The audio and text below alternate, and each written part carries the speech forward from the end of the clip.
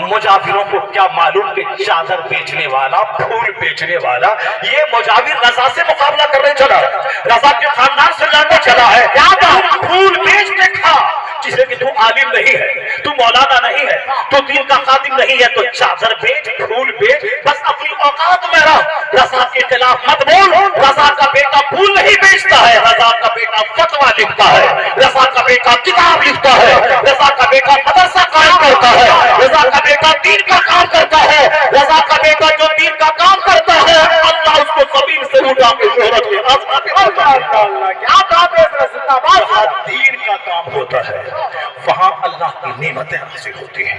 اعلیٰ حضرت گئے، اپنے دونوں بیٹوں کو ڈی ایم نہیں بنایا، ایک کو مفتی اعظم ہند بنایا اور ایک کو حجت الاسلام بنایا، اور ساری زندگی دین کا کام کرتے رہے. جب تک دنیا میں رہے عزتیں الگ ملی، اور قبر میں ہیں تو آج کروڑوں لوگ ہیں جو بریلی شریف آتے جا رہے ہیں. پہلے عرس رضوی چھت پہ ہوتا تھا، اس کے بعد سوگران کی گلی میں ہونے لگا، پھر اس کے بعد جب لوگ بڑھے اسلامیہ انٹر کالج میں عرس ہونے لگا، اور جب آبادی بڑھنے لگی تو جامعۃ الرضا میں ایک الگ عرس ہونے لگا. اور پھر پل شریف کے وقت میں بریلی جا کے دیکھیں، ہر مسجدوں میں پل کا اہتمام ہے، ہر مہمان خانے بھرے ہوئے ہیں، ہر مسجدیں بھری ہوئی ہیں، ہر گیسٹ روم بھرے ہوئے ہیں، سڑکیں بھری ہوئی ہیں، اور جامعۃ الرضا کا کیمپس بھرا ہوا ہے، انٹر کالج کا کیمپس بھرا ہوا ہے. آدمی تو اکثر سال گزرتے گزرتے ایک دوسرے کو بھول جاتا ہے. جیسے ہمارا باپ مر گیا تو 4 سال 2 سال تک یاد رکھتے ہیں، اس کے بعد ہم اور آپ سب بھول جاتے ہیں. برسی کی آپ نے سال میں ایک بار یاد رکھا، 10 20 50 سال کے بعد باپ کی قبر کہاں ہے سارے لوگ بھول گئے. یہ جو لوگ دنیا کی خاطر جیتے مرتے ہیں ان کے بال بچے ان کو بھول جاتے ہیں، مگر جو دین کی خاطر جیتے ہیں وقت گزرتا جاتا ہے، شہرت کا گراف اونچا ہوتا چلا جاتا ہے. یہ اعلیٰ حضرت کی کرامت ہے کہ شروع میں 5000 اور ابھی 30 سے لے کے 40 لاکھ لوگ ان کے عرس میں حاضر ہوتے ہیں. اس کا مطلب ہے کہ جو دین کا کام کیا اور چلا گیا، فتویٰ رسمیہ چھوڑ کے گیا، ہدایت بخشی چھوڑ کے گئے، کفل فقیہ لسائن چھوڑ کے گئے، اور جو لوگ صرف سجدہ کر کے گئے تو عرس کے بعد اس کو وہ بھول گئے. لیکن جب تک فتویٰ رسمیہ دنیا میں رہے گا، جب تک اعلیٰ حضرت کی کتابیں رہیں گی 1000 کے قریب، تب تک رضا کا ٹنکا پوری دنیا میں بچتا رہے گا.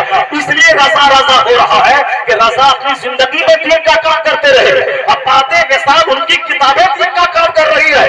تو یہ ہتھیار ہے جس کو لے کے میں اپنی سنیت کی حفاظت کرتا ہوں. تو جو ہتھیار رضا چھوڑ کے گئے ہیں، مناظرہ ہوگا امریکہ میں علم غیب پر، کتاب نہیں آئے گی اب میرے محلہ سے، کتاب نہیں آئے گی مخدوم بہار کے آستانے بہار شریف سے، کتاب احمد رضا کی لائبریری سے جائے گی. تو جب تک دنیا میں علم غیب پر، نورانیت اور بشریت پر مناظرہ ہوتا رہے گا اور اعلیٰ حضرت کے ہتھیار سے مناظرہ ہم جیتتے رہیں گے، اس وقت تک کسی کھانے پینے تو اونچا کرنے والے کا ڈنکا نہیں بجے گا. ڈنکا تو اعلیٰ حضرت کا ہی بجے گا جو دین کا کام کرتا ہے. اللہ اسے توبہ گران سلطان کی شہرت کے آسمان پہ پہنچا دیتا ہے. A man who dedicates his life for the sake of Allah, Allah gives him name, Allah gives him fame, Allah gives him popularity. اپنا جیون جو رب کے لیے، اللہ کے دین کے لیے وقف کر دیتا ہے، اللہ کہتا ہے وَإِن تَنْصُرُوا اللَّهَ يَنْصُرْكُمْ. اگر تم اللہ کے دین کی مدد کرو گے تو اللہ تمہاری مدد کرے گا.